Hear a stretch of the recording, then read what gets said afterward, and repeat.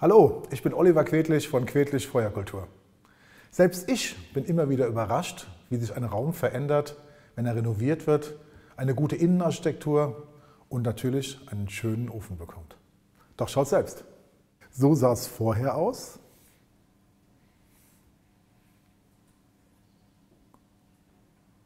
Und so ist der Raum jetzt.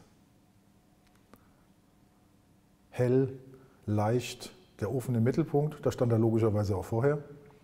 Aber jetzt eine ganz andere Ofenarchitektur, sehr gerade, Kanten, die Schürze leicht schwebend, beleuchtet, Panoramagerät, Feuer von allen Seiten sichtbar, akkurate Bauweise mit Rohstahl. Ein Raum, in dem man zur Ruhe kommt, in dem man heimkommt, in dem man sich zu Hause fühlt. In zeitgemäßem Design.